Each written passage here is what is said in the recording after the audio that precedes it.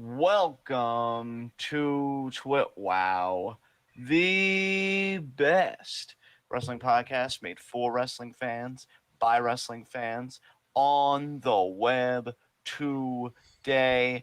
I'm John.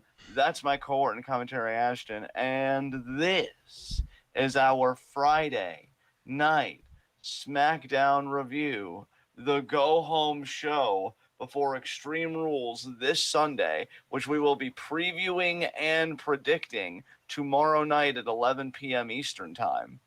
And I gotta say, guys, if I'm honest, this was an okay SmackDown. I wasn't enthralled by it by any means. I thought the main event segment was the best part of the show for me personally. A couple of duds on this show. I'm over Baron Corbin just as quickly as I felt like I was starting to become a fan of like his stuff again, because I was really enjoying Down Bad Corbin and this Happy Corbin stuff. It just seems like King Corbin with a fresh coat of paint to me. Although there was a unique little wrinkle tonight, which I guess we'll get into. Another positive about this SmackDown, if I'm to give it any credit, the women seem far more prominent than they have been in recent weeks. But overall, I was pretty meh on this SmackDown. Like, if I was to give a number to that feeling, I feel like I was about out of 5 for this SmackDown personally. Wow. I'm very curious, though, what Ashton felt about it. I mean, I thought I felt pretty meh about this SmackDown too, but I would still at least give it like a 6.5, not a 5. Yeah, like, I don't mean to say it was terrible by any means. Maybe we put different feelings behind different numbers. That's possible. But it's just, I think underwhelmed would be a fair feeling, kind of say how I felt, Right. especially, again, given that this is the final push before a pay-per-view. Yeah, the But, weird thing anything about else this from- SmackDown is that there were a lot of really good things, like a lot of stuff that I really loved and I was really into, but then there were also quite a few things that really frustrated me, and in a way that like I can't tell if I'm being worked or if the product just sucks. Yeah. I'm honestly right there with you in a way, because it's like, well, is it me or is it them? And sometimes it's hard to tell. Yeah. But if you have anything else you want to say, though, we can get into our first segment and get more into this kind of side of things as far as like feelings and such. Let's. All right, first segment, heat of the night. I've only got really one nitpick to make note of, and it's a difficult one for me because I do like her. And I'm happy that that Zelina finally got a win. Mm-hmm. I just didn't want it to be at Liv's expense when she's got a pay-per-view match this Sunday against Carmella. Yeah. Now, granted, we should make note of the fact, just to keep it fair and balanced, that, it wasn't a clean win. Definitely a heavy distraction by Carmella to kind of get in Liv's head. But it's like, even so, I would rather like Liv be that baby face of, she overcomes the distraction anyway. Yeah. I think that's kind of the divide with Liv Morgan fans, is that we all agree we're fans and we want to see her thrive. Some want to see her as an underdog. I could see that in certain contexts, but I don't think you have to be an underdog 24/7. I think the best underdogs are really just underdogs against people that are clearly better than them. And if you look at the record, right, she's clearly better than Zelina, if anything, because Zelina hasn't won a match yet until tonight on SmackDown. So yeah, Liv was Zelina's Zelina. first win coming back. Yeah, exactly. So, yeah, I love Zelina. I'm rooting for her. I just would have done this a bit differently. And, yeah, that's really my only big nitpick of the night. If you have, do you have anything on your roster that you want to talk about? Yeah, just to kind of stick with yours, though, I think that the thing that frustrates me about it is like, we kind of talked about this briefly in the Discord, and I feel like if Paul was here, he would be backing me up really hard on this. Babyfaces who don't win a lot, we're always like, there are always that group of people that are like, oh, well, babyfaces aren't supposed to win a lot. Underdogs aren't supposed to win a lot. You got to wait for the big win to come. And the problem is that in WWE, there have been far too many instances where that win just never fucking came. How many babyface underdogs have we been like, oh, they're underdogs, they're not going to win the title right away. You got to wait for the long haul. And then the long haul happens and they just never win the title. Exactly. So, and I'm rooting for Liv to win now because there's no guarantee she'll win later if she doesn't. Exactly. I think you're 100% right about that. And I think the thing too, man, from where I sit, you never want to wait too long either, because either it never comes or you wait too long and just nobody cares. And I don't want them to do that with Liv. I think they've got somebody that's a star right now, which I'm not saying like put the title on her tomorrow, like, because obviously I want Bianca to get her, win back over Becky and really have a strong reign with a definitive like conclusion that isn't so abrupt. But I've been kind of suggesting that I'd love the idea of like Liv winning a Rumble and stuff like that, and I'd like you can never start a build like that too early. You know what I mean? Yeah. So to me, I'm just kind of hoping that they get it together, especially because we're already in September and you figure the Rumble's in January. So you definitely can't start too early in that case. So we'll have to see what happens, but I definitely agree with your sentiments. God, it's funny because you said that tonight felt like a really heavily featured women's night, and I do appreciate that SmackDown is at least giving us that. But that being said, I actually do have two, I guess you could call them nitpicks, that are both also related to women's segments that weren't just the one that we just talked about. Okay. I don't like how logical Becky Lynch is being. I don't like that she's being reasonable. She's doing a little bit of like misframing where she makes it seem like she didn't do anything wrong when she did, but she's doing it in such a way that people who aren't hardcore fans of the product won't remember the thing that she's misframing, and they'll just be like, oh yeah, she's right. And like they're doing it in such a way that it literally takes Bianca coming out and being her charismatic self to get the fans on her side, because when it's just Becky, the fans cheer for her. Yeah. I need Becky to be more of a heel and more unreasonable. And you've kind of like, this is kind of goes back to a nitpick, or maybe even a full-blown heat of the night you've had probably like 2 weeks ago, if not a bit further back, because I know it wasn't like recently, but I think you've wanted Becky to find her footing more as a heel and to really commit, really is the word, to being a heel. Yeah. And so I think this is kind of an extension of that. Would you say that that's fair to say? Absolutely, yeah. I guess I didn't even realize that I was being repetitive with my heat of the night, but I guess I'm consistent, if nothing else. Oh, absolutely. No problem, man. Because I think you are absolutely right. It's kind of weird with Becky's promos. It's almost like they know they want her to be a heel, but I still feel like it's almost like they're scared to go all the way. Yeah. Yeah, because like there are some segments, right, where it's like, okay, that's what I was waiting for. She's really leaning into it now, whatever. And then other times it's like, I don't know if you'd call it exactly pulling a Triple H, because I've always loved that ever since I first read it when you used to blog and stuff. So I don't know if I would call it exactly that per se. But it's almost like she doesn't want to lose all of her fanfare, because it is a big gamble when you take the top anything of a company, and she was like the top star, especially again with her mainstream appeal, with UFC and stuff like, well, not UFC, but like ESPN. That's what I was looking for. Yeah. ESPN and stuff like that. I don't know if you want to give all that up, right? And it is a big leap, but the thing is, like, Becky, if it's to be believed, I think she made the pitch to be a heel. Therefore, on some level, she has to believe that she could pull it off. Yep. Well, then put your foot on the gas and do it. Like, say what you will about, Seth on his side of things, because they both, they're married. They had the kid recently. He's fully committed, and I think he's doing amazing heel work. Becky needs to show a similar commitment, and I think she could do similarly great work. I don't think she lacks the talent.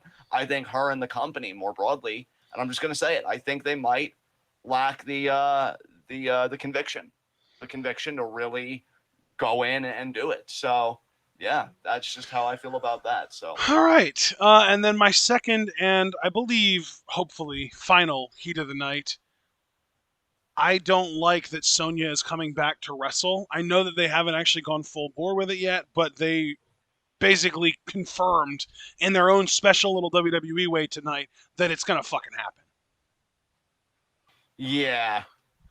Like, in my mind, if you're going to have Sonya wrestle again, it should be on literally any show other than SmackDown, because SmackDown was the exact show that she lost the match that booted her out of WWE in.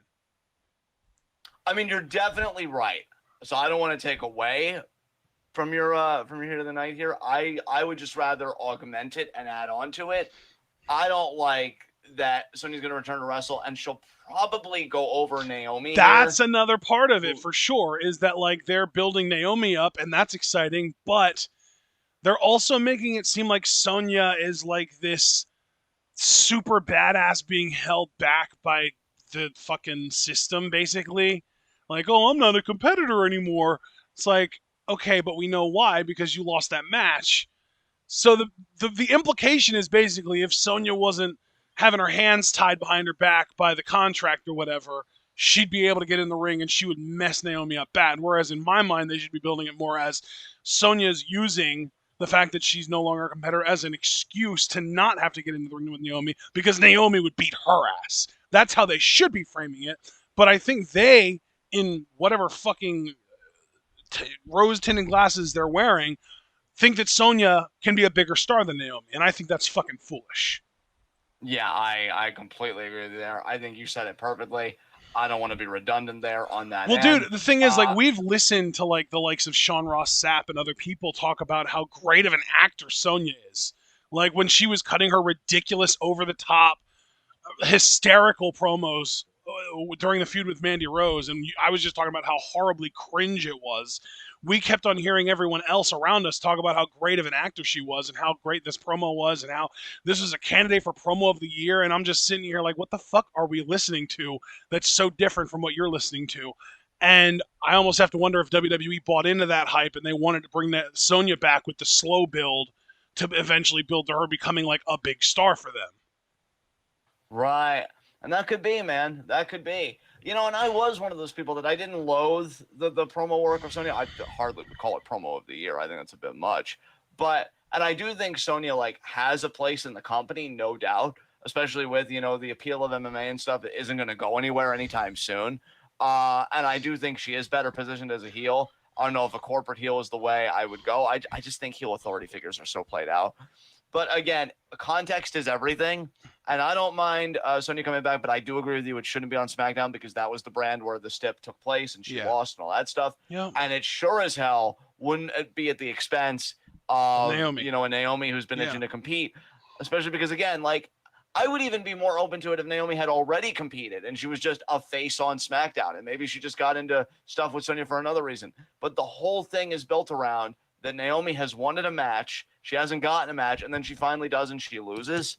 Like, that is just, oh, God, I hate that. Do you know what I thought would have been cool is when Naomi is asking for an opponent, Toni Storm's music hits, she comes out, and right as the bell rings, Sonya comes out and puts an end to all of it. She's just like, no, this isn't happening. Because then at least you get another face on the show.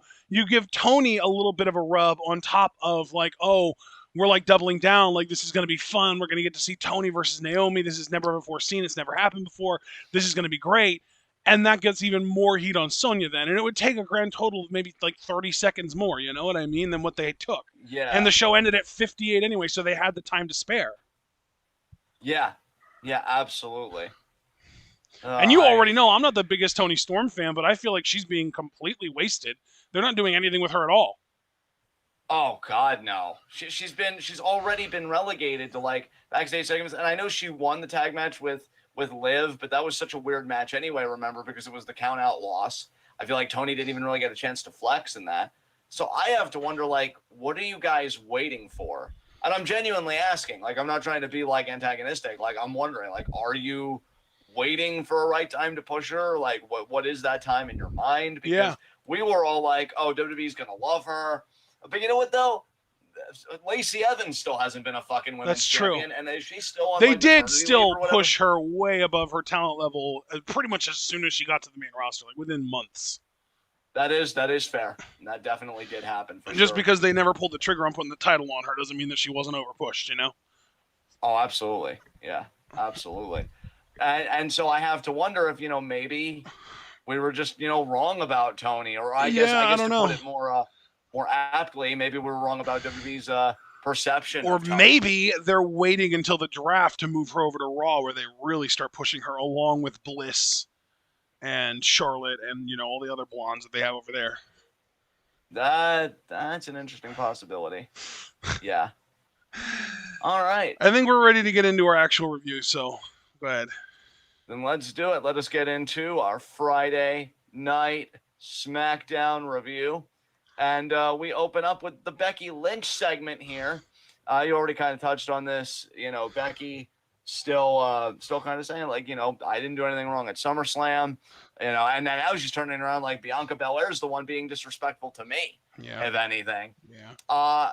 Bianca, I agree with what you said in the live wrestling discussion channel of the Discord, which, props to everybody that participated in that channel for SmackDown tonight. You all the real MVPs. That Bianca's really hit her stride on the mic. Yeah. She's very authentic in her Yes. voice, and she speaks with conviction and confidence. It really I makes me believe wonder everything she why says. she had such a long heel run in NXT in the first place, because she is so good as a babyface. Yeah, and then even her face run was a bit weird because they didn't commit to it the way the WWE is committed to it. Well, yeah, because like NXT babyface Bianca was like, is she really a face, or is she just kind of putting up with these other faces because they're on the same team? Exactly. So, yeah, I really enjoyed this segment. I also enjoyed fucking Bianca getting a bit of the physicality here. Yeah. Being on the giving end of it for a change. Finally. Because it's almost unfortunate because it makes me feel like there's a better chance of Becky retaining now because Bianca got the upper hand on the go home show. Yeah. I almost wish they would have swapped last week and this week's shows so that Becky would have gotten the upper hand on the go home and Bianca would have gotten the upper hand in her hometown. Why couldn't you just fucking do that, WWE? Yeah, but haven't we established, though, that logic is tenuous at best? So well, it depends. It's like 50-50 for not very important matches, but it's like 65-35 for main events. So if Becky Bianca main events, there's a much better chance of Becky retaining now. And that is a possibility, although honestly, given that Roman and the Demon is the only stip match on a pay-per-view, literally kind of Extreme Rules. What the fuck is up with that? Why would they call it Extreme Rules? Like, it could have just been Clash of Champions again. That's what your normal September pay-per-view is. What the hell? Yeah. Really, I would have even accepted Clash of Champions featuring Extreme Rules, because even that would be more honest. Well, they don't have to have it be. The thing is, here's the beautiful thing about pro wrestling, John. You can call it Extreme Rules. You can call it a hardcore match. In this instance, if you wanted to have the pay-per-view be a Clash of Champions, it could have been a street fight. They all have the same rule set. It doesn't fucking matter. So yeah, make it a street fight instead of Extreme Rules, and suddenly the title of the pay-per-view doesn't goddamn matter. Oh my God, you're so right. Yeah, that's what I'm saying. Damn. I'm just awed by your brilliance. What a take. But yeah, a good segment between these two. It's so weird for me, man, because it's not that I'm not happy to see Becky back. And I know that it's a big thing to come back, from pregnancy and being a mom and stuff like that. And Seth never took any time off. He's still fucking on every week, even with Becky on TV. So I'm happy for her, the person, right? And I know she's only doing a job. I really feel for Bianca here, man, because, this wasn't it. This wasn't what I had in mind at all. And I have to ask, too, and I really can't necessarily blame WWE for this, but where the hell was Sasha Banks? I'm really surprised we still haven't seen her. It's questionable for sure. I fear for Bianca, I guess is what I'm trying to say, because, I think at least one, if not both, of Sasha and Becky are getting switched over to Raw. You're probably right. You're probably right. I will say the downside is I also wouldn't be surprised if Charlotte got switched back to SmackDown. So that's the fuck all. Yeah, absolutely. So yeah, we'll see what happens. Again, guys, we're previewing the whole card tomorrow at 11. Yep. But tomorrow night, Bianca, 11 p.m. Eastern time. Be there or be a square. Oh, I thought you were going to say be a mark. I was getting ready to pop, but okay. I was subverting expectations. I subverted my expectations. But yeah, Bianca stands tall in this segment. Good stuff. And I will give Becky credit. She had a promo later in the night that I really liked. It was one of those quick backstage shots. And she's like, there's no, what was it? There are no terrible ways of winning or something like that. There's only winning that matters. So, you could talk about the ways that I won, but what matters is that I won. And I love that. And she said, do you really think I'm sweating somebody that I beat in 26 seconds? But at Extreme Rules, I'm going to make you suffer. So, yeah, Becky did have a great promo to end the night. I will give her credit for that. Again, it's just I want constancy. I want consistency with this. So hopefully we can find it. Then we get Nakamura versus Apollo Crews for the Intercontinental Championship. Highlight is fucking Boog suplexing Aziz on the outside. What a fucking visual, huh? Mm-hmm. Holy shit. Yeah. So what did you think about the match? Any thoughts you have about the match, or? Not really. I honestly didn't pay super close attention to this match just because it's like we've seen it how many times now. We don't really need to see it again. I'm good. I assumed Nakamura would win because it was happening on TV rather than the pay-per-view, and there you go. I wouldn't mind if Apollo got drafted to Raw and he kind of ran the mid-card feud back only with Damian Priest this time. Yeah. Because I do think Apollo, like, he's really found his voice with this character and he's solid in the ring. Like, I don't want that to go to waste, you know what I mean? Now that he's just lost his feud, I don't want him to be in catering for 6 months. So, I think you could draft him to Raw, have him do the mid-card feud with Priest. And then after that, well, it's anybody's guess. Maybe him and Aziz go after the Raw tag titles. You've literally had a similar dynamic with AJ and Amos recently. So I don't know, but I just want to see Apollo keep doing stuff. I don't want his visibility to drop. And then the man of the hour. This was a great night for him. Seth? Just as far as being featured. No, Seth doesn't come till later. Montez Ford, actually. Oh, yes. What did you think about his interview / promo on the Usos here? Yeah, it was really good. Calling them the bloodline bitches was really cool. I really like that it led to him getting a singles match with Roman to close the night out. I loved seeing him take it to Roman during that match. Montez is a fucking star being made, man. I love to see it. And we've been saying that for so long, man. He's got the look. He's got the promo chops. Yeah, and tonight really did feel like the first step towards him becoming a singles main event guy. Absolutely. Because he looked good in there against Reigns. And he didn't feel out of place. Look at all the moves he did. Exactly. That's exactly what I mean. Is that that's something you could totally buy as a main event of a Smackdown. Yep. Hell, when they build him up in a couple of years, a main event of a pay-per-view. Exactly. I wouldn't even say a couple of years. I'd say within a year even. Yeah. Hey, hell, we saw what they did with Kofi Kingston in a matter of a couple months, and I think Montez, just from like a physical look standpoint, is far more believable as a guy that could beat Roman than Kofi. Oh, dude, absolutely. Again, it all comes down to how much force you putting behind the pencil when you're writing for this guy instead of this guy. And we'll see how much main event Montez. Absolutely, Paul. Thank you for that. Yeah, 100%, Paul, for fucking sure. Then we get Roman Reigns and Paul Heyman. Paul Heyman laughing because Roman Reigns is like, what did he say? My tribal chief, Montez Ford, called the greatest tag team in WWE history. Your cousins, bloodline bitches. And Roman's like, I want to match with them tonight. And Paul, I don't even know if Paul thought he was like getting nervous or whatever, but then when he senses that the energy has shifted, he's just like, well, my tribal chief in 2 nights, you're in an Extreme Rules match against the... And then Reigns just looks at him. He's like, I understand. You versus Montez Ford tonight. What a main event for SmackDown. And then he says, wise man. Yes, tribal chief. Why are you still here? Yes, tribal chief. So... yeah. Oh, God. Heyman can't resist gravitating to that daddy energy. First Brock and now Roman. God damn. Yeah. So, still love their chemistry. Still great stuff. Paul Heyman immediately, when we come back, we get a segment with him, Adam Pearce, and Sonya Deville. And they do mention, again, Brock in the draft. And they're saying, like, we're not going to tell you where Brock's going, or, we don't know where Brock's going, so we can't confirm if he's going to Raw or whatever. And Heyman's like, please, would you people stop bringing up Brock Lesnar? More or less trying to say, guys, I'm with Roman Reigns. Yeah, like you're still not texting Brock behind his back. We see you, Paul. And he's like, do I have a main event for you? And he pitches Ford Reigns. They're like, oh, sounds good. And we'll make that happen. And Heyman's like, I bet you can. And then when Roman Reigns has done that, then maybe we could talk about the draft. So, ooh, Paul. You do care what your other man is getting up to. Okay. So he's keeping that door open as only Paul Heyman can. We then get Seth Rollins backstage. What do you think about Seth's talking here? His little snapshot here on the show.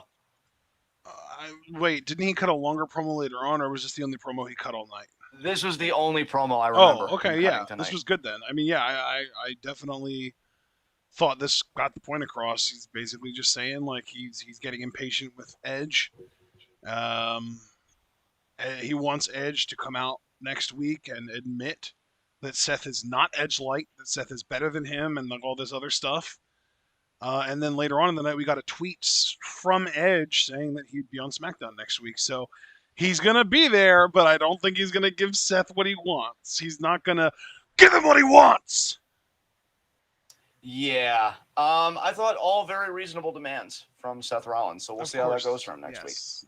This is exactly what I expected you, so let's move on. Wow. Okay, then. So Liv Morgan versus Elena, already talked about it. Corbin vignette, really don't care. Happy Talk debut, which is the name of his talk show. Awful. Only worthwhile thing to point out here, Kevin Owens gets assaulted again, but with help this time from Riddick Moss. Was it confirmed that that's who it was, or was that just my speculation? No, because Michael Cole even opened with, is that Riddick Moss? So I definitely believe that it was. So are you as surprised as I am that he's still employed? I thought he got... Did he get released? Maybe he didn't. I mean, well, maybe he didn't, but he's not anymore even if he did. So... I'm Googling Riddick Moss. I want to see. Released. No, he was never released. Okay, wow. How old is he? It doesn't matter. He sucks. 31. I mean, obviously, but, like, I'm wondering, like... He's 31. If WWE is, like... Oh, he's 31? Okay. But, yeah. So he's still young enough that if he didn't already suck after, like, 7 years in wrestling, he might still have a chance. But he's been here for so long already, and he's still so bad. Yeah, I still haven't forgiven him low-key for injuring Kenta. The funny thing is, I said 7 years nonchalantly, not knowing whether that was correct or not, and then I Googled, and it will literally be 7 years in December that he's been wrestling. Yeah. And he's still this bad. You know what I think really perplexes me about the whole thing, besides the fact that it, exists? It's really amazing to me, the people that WWE will choose to give effort to and the other people that they'll cut. Because I'm like, sometimes you really get it fucking ass backwards. Dude, like, here's what I don't understand. Riddick Moss should be fucking obsolete by now. You have Braun Breaker. You have Von Wagner. You have fucking Gable fucking Steveson, for Christ's sake. You have all of these big, good-looking, tall, athletic dudes with legit amateur backgrounds that can actually go in the ring, and you're still keeping this green shitter around who's been here 7 years and hasn't improved a lick.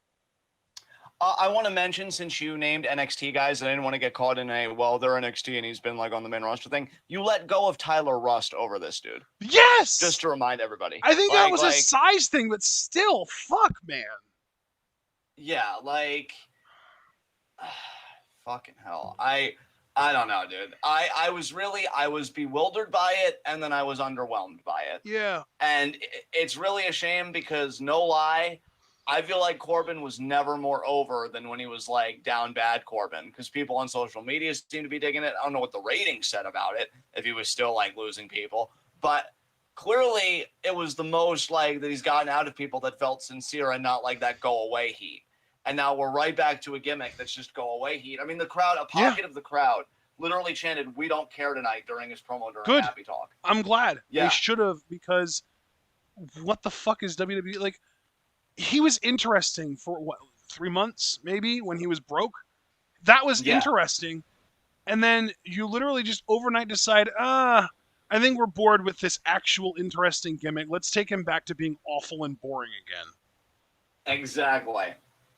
And let's pair him with an even more awful and boring person, Riddick Moss. Riddick Moss. Riddick Moss is like, how do I put this? He's like Goldberg without the intensity, in the sense that he can't talk or wrestle, but he's got a good look, and that's literally his talent. And I'm going to be honest here, because this is first and foremost like a fan podcast. I understand that your favorites can't all be world champions. They can't all be main eventers. And even when they are, they can't be that all the time. I understand the cyclical nature of the business, but this is a fucking insult to what Kevin Owens has to offer this company. Yeah. Like, I hate it. I hate it. And, like, I don't. Dude, it was so funny, too, because of the fact that Corbin is feuding with Owens, and he was talking about he's going to bring out somebody who embodies happy. I legitimately thought he was going to bring out Sami fucking Zayn, and then it was himself, and I was just so disappointed. Yeah. Yeah. And, like, guys, it's bad when I, as a Kevin Owens fan, like, I don't even watch AEW. You guys know that, and it's nothing malicious. It's just, not my cup of tea. And like, there's been speculation, like, will Kevin Owens go there, especially with them apparently doing like an Owen Hart tournament or something like that, which could be huge for them. And with how much Kevin Owens, the whole story, I want him to go. Go. Be happy. Be fucking Well, I know his contract like, doesn't run out until January at the very least. Yeah, and like, I don't know, man. Again, I understand you can't be on the top all the time. It would be boring if they were. The struggle is part of the entertainment, but Kevin hasn't been actually at the top since, like, what, 2016? Exactly. And that's why I was so exhilarated by him flirting with Roman and that Universal Championship and that whole scene. Because it's like, oh my God, like, he's so fucking good. And he's reminding everybody he's so fucking good. And honestly, like, good for Big E. Again, I'm happy he's WWE champion. But I think one reason why I wanted Kevin to win the briefcase is I'm like, if it doesn't happen for him here, we know this company well enough to know that it's not going to happen. He's going to sink further and further down. I didn't want that for him. And now it's happening. Like, maybe I'm speaking for myself here, and that's totally fine. I would prefer he turn heel and go after Nakamura for the IC title than stay babyface and do this crap. And I love babyface Kevin Owens. I really do. I don't want to give it up. But if we've reached the end, then fuck it. Go back to being entitled and insecure and go after a guy that you can have fucking bangers with and elevate the IC title than doing this shit. Like, dude, and I'm only putting this out there because it's WWE. What if Kevin Owens fucking does the job to Riddick Moss? Do I really need to fucking stomach that shit and have in the record book like, oh, Riddick Moss beat Kevin Owens? And like, dude, this is the part where normally I would be like, why would you put that out of the atmosphere? But I'm feeling a little healthier today, and I'm acknowledging, yeah, that is a very unfortunate possibility in the world that we live in today, and it's disgusting, and I don't want to be here anymore. So, WWE, even having Moss rub shoulders with the talent like Kevin Owens, after what Moss did to Kenta, to Hideo, I should say, since we're talking about WWE, I still haven't forgiven him either, man. I still feel like if we really have a match between Owens and Moss, there's a very distinct possibility that A, Moss will injure Owens, and B, Moss will win, and that's even, it's not worse than injuring him, but like it makes me feel grosser. Yeah. So I just had to say, from a purely fan perspective, and I want to qualify that that's all this is, right? It's just me speaking as a Kevin Owens fan about this, that it's gross, and I hate it, and I think it's beneath him, and I hope he leaves. And even if they renewed the push, I don't know if I'd even still want him to stay. I want him to go where he feels love and he feels excited. And whether it's my cup of tea or not, it seems like AEW is quickly becoming that place. If it's not the place right now. Yeah. So go where the love is, man. Fuck it. But we'll see where this goes, and I'll try and tolerate it for as long as I can. But fuck Riddick Moss and fuck Corbin being boring again, because that really sucks. So after that, we get another Montez Ford interview. Doubles down on what he said. I love that he actually sings Bloodline Bitches. He kind of says it with a little tune. He just emanates personality off every pore. It's good shit. And, he's just like, yeah, the truth will set you free. And like I said, he just doubles down. So another great interview there. We then get Nikki Ash versus Natalia. I'm going to be honest, I totally checked out of this match. I did not care. I do not care about Natalia. Oh my God, we're meant for each other. Me neither, bud. I checked out too. I know Tegan and Shotzi showed up after the match. I know Nikki did win too. Yeah, she did win. Okay, I guess. I wish I cared about the women's tag titles. I really do. And like, you know what? I'm glad that I can say that, because, I don't want to be dismissive of any women, but like, I know how much I love women's wrestling, because my favorite promotion right now is fucking Stardom. It's just, there are certain acts that I just don't care for, just like men's acts. And Natalia, to me, will always be awful. The women's tag titles, to me, I thought could have been a promising concept, but you don't even really have legit teams, like, at all. And, that makes it kind of frustrating. So I doubt Tegan and Shotzi will win here. This should have been their title win. And I say this as somebody that likes Rhea Ripley and is happy for Nikki. But the story seemed to be Tegan and Shotzi to take those belts, and then suddenly out of nowhere, Rhea and Nikki do it. Okay, whatever. So that was a thing. Then we get the Mysterios backstage, and I gotta be, this is kind of low-key a nitpick for me too. And I didn't think about it until we got here.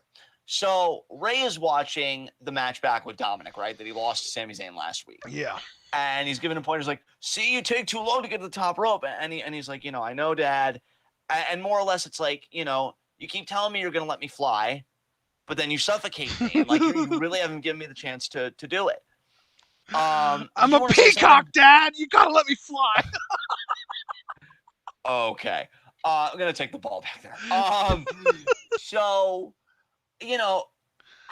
I hate to even say this, but I've got to speak from the context of the storyline and how I see it. I'm not a fan of Dominic, but if we're looking at people in a story, he's in the right here because he's like, you keep distracting me, which is true. Now, he does make a claim that's a bit more ambiguous. He says, if you weren't there distracting me, I would have beat Sammy last week and really just, the week before that. That's debatable, obviously, because he's Sammy fucking Zayn. But then Ray responds, I'm just going to leave because clearly your head isn't in the right place. And then Dominic's the one made to feel bad, which is why I replied in the live wrestling discussion channel, turn heel, Oscar. Do it. Okay? As far as I'm concerned, he's already heel because he's being such a fucking typical father. Dude, right? Like, God, I know. Look, I will fully cap to everyone in this audience because I try and be honest and we always try and have fun here. I know that I've made really cheap jokes at Ray's expense to get the whole heel turn going. Like, if Dominic's going to turn heel, I would want him to be just as cheap. I've said he should just look at him and be like, Dad, I'm literally taller than you. This is bullshit. And then just leave. But no, like, Ray should be the heel here. He's been screwing his son over. And then here's what I don't like, though. Here's why I'm even saying all this. Sami Zayn comes in and he gives advice to Dominic that, if we're being honest with ourselves, is good advice. He's like, you're good. A bit of an exaggeration, but okay. I get we're telling a story here. He's like, you're good. You're progressing. He's got to pump him up in order to get him to feel like he can do it without his dad. Exactly. And then Sammy's like, just a little piece of advice and you can take it if you want. I would listen to your dad less and listen to your instinct more. And I'm like, that's a sensible thing to say, Sammy, who's clearly been positioned as a heel for the longest time now, and who clearly I should make it seem like, no, Dominic, family's everything. Don't listen to the man that's been here longer than you and done stuff. No, shut up. Oh, my God. This is such basic bitch storytelling. What the fuck? Like, this annoyed me. This annoyed my face, dude. Like, I wanted to just... God, I know it's not the answer to everything, but I really just wanted to turn up and be violent towards this segment. Like, I'm like, why are you existing right now? Why are you making it seem like Ray is the good guy? Oh, wait, I forgot, because Vince probably thinks that this is good parenting, because he's a fucking weirdo too. So, God, why are fathers the worst? Jesus. And Foster's saying, I like this, honestly. Sammy seemed genuine enough, yet shitty about it. I would agree to a point, Foster. I just don't like that they're taking very clearly sensible talking points and giving them to the heels and making it seem like Ray's in the right when he's very clearly being a helicopter parent. Like, no, get to the top rope faster. No, listen to me. No, get back in the ring. Like, what do you want from me, bitch? Because, like, you're costing me matches by telling me 5 different directions at once. So, yeah, I hated this because this very clearly cemented for me that Dominic is going to be the heel and Ray's going to be the face. And it's bad enough that I really don't care about either one of them, especially Dominic in this case. But you're telling the story all wrong on top of it, because Dominic should very clearly be the face and Ray should be the heel, something that we've never gotten in his WWE tenure, a heel Rey Mysterio, which I still think even today would be a huge fucking deal, especially if they played it right. And they're just not doing that. They're like, no, paternalism wins. He's a father, therefore he's a face. Fuck. Why is Kevin Owens well, I'm sure there are other good fathers, but you know what I mean. I'm just being dramatic. But, like, fuck, man. Jesus. Anyway, do you have anything Sethington is a father now. God, that's so true. God, we're blessed. We're just so fucking blessed. Holy shit. Thank you. You improved my mood by reminding me of that fact. Good. Next generation is fucking saved. Yeah. Fuck yeah. I'm going to give you the floor on this one because I ranted at practically nothing. The Naomi segment, I know we already kind of touched on this in like Heat of the Night, but if you wanted to go more into this about, Naomi actually leading the crowd in the chant, getting them to chant, make the match and stuff. I don't know if you want to talk about like her mic work here or anything. Yeah, I don't really have much to add. Naomi is fucking great. She's got a great personality. She's got a great gimmick that was her idea in the first place. Like, she's a joy to watch in the ring. I would love it if they would start letting her use that split-legged moonsault as her finisher and start really kind of racking up wins with that. But unfortunately, it just seems like they're building her up to feed her to Sonya. So I'm not happy about it, and I don't really want to talk about it all that much if I don't have to. All right, fair enough. Bloodline backstage, they're getting ready to support Roman in his matchup, and Alpha Academy stare down the Usos. I honestly got goosebumps from this a little bit. Very I wasn't exciting, expecting this for sure. at all. I popped for this. Yeah. Because if I'm the Usos, I sweat Gable because he's an Olympian with mat technique for fucking days, and Otis because, Otis, holy fucking shit, he's been murdering people. So yeah, great challengers, believable challengers. It would be weird though, they can't just do it, 2v2. There'd have to, I'm sure, be another team involved because, Alpha Academy are already heels. But I'd still love to watch it, honestly. I wouldn't even care about alignments in this case. This is one of those few cases where I'd make an exception. Becky Lynch cuts her promo, which we already said. And then we get to Ford versus Reigns. I know you kind of touched on this earlier that, Ford really looked like he belonged in there with Reigns. He didn't look out of place. Any highlights from the match specifically that you want to talk about? There was one point where Ford got flipped by Roman and landed on his feet, waved at him, hit him with an enziguri, clotheslined him over the top rope, and then went through the ropes and grabbed Roman and threw him into the barricade. Like, that whole sequence just felt so legit for Montez. I loved it. Yeah, I completely agree. I like the aggression he showed here. I like the hope spots. I know there was one point where Reigns is going to go for a Superman punch, and Montez averted it. I think this might have been where he even got a DDT on Roman that I thought was well done and got a nice near fall. Yeah. Kudos to Heyman because he was making facial expressions of shock when Montez was really putting it together. Reigns for giving some good false finishes for Ford, which he did not have to do because you look at Roman Reigns, and again, I like Montez and I think he could be a star, but I wouldn't have even blamed them if it was a bit of a squash, but they really went out of their way to be like, no, he's hanging with them, and that's really cool. I like, too, the finish. The from the heavens splash. Reigns gets the knees up, but then immediately goes into that guillotine. Like, it's over.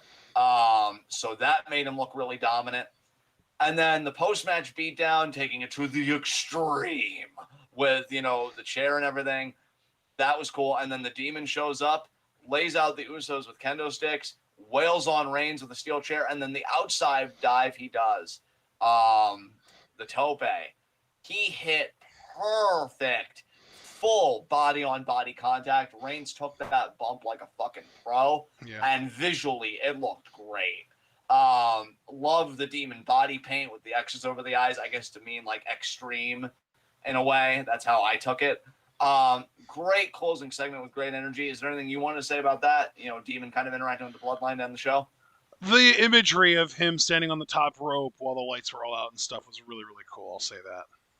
Yeah, buddy. It was good shit. All right, guys. That was SmackDown. So on to our next segment, high spots and low shots.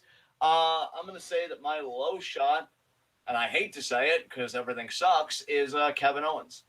Still has not gotten his hands on Happy Corbin, and now he was the receiving end of a 2-on-1 beatdown with the other person in the two there being fucking Riddick Moss. End me. And more preferably, end this. So who's your low shot? Unfortunately, it's got to be Liv Morgan, man. She's trying to build up some momentum for her big pay-per-view singles match, which I don't know if she's ever had one of those before.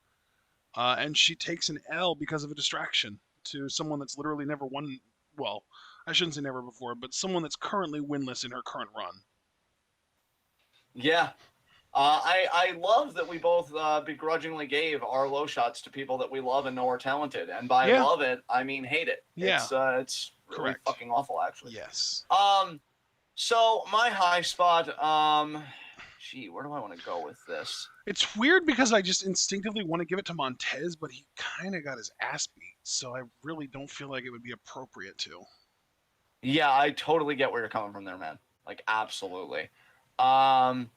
So yeah, where do I want to go with this?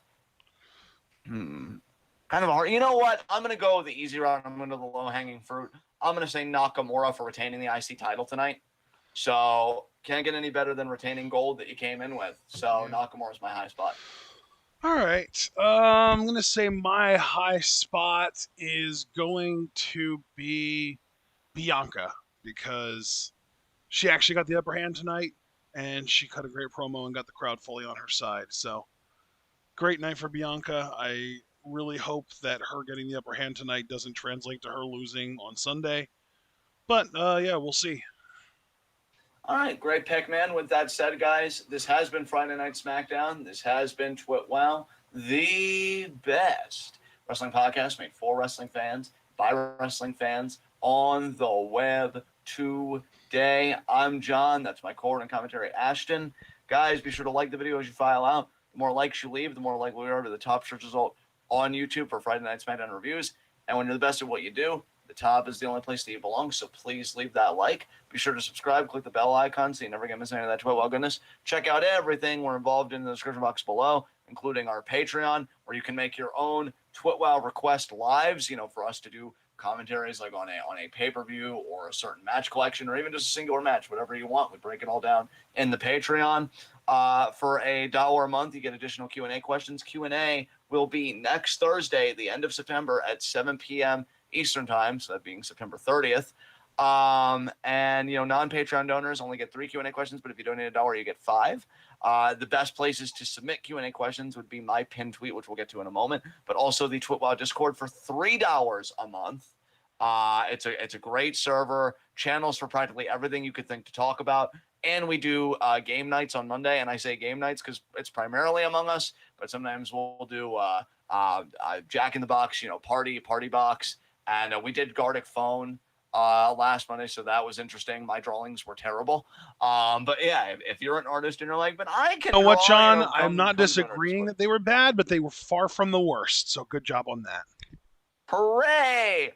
So yeah, guys, it's only $3 a month, and again, there is a Q&A channel, real ease of access, and then like I said, our Twitter handles. I'm at John_TwitWoW. My pinned tweet is to collect Q&A questions. So just reply below down to that tweet and give us your questions there and we'll see them. Ashton's pinned tweet is the TWitWoW schedule for the month, and he does have one up for September. So let's go through it. I'm just going to talk about the weekend, which is really simple. Saturday at 11 p.m. Eastern time, which is tomorrow. Extreme Rules preview and prediction. So tomorrow at 11, we're previewing and predicting Extreme Rules. And then Sunday, September 26th, we'll be live reacting to Extreme Rules at 8 p.m. Eastern time. I have some interesting thoughts about this pay-per-view. So, yeah, that's our weekend.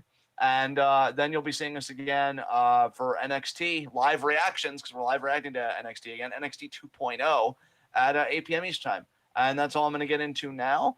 And, yeah, so until we see you guys again, literally again tomorrow at 11 for preview and predictions, tune in. Peace out.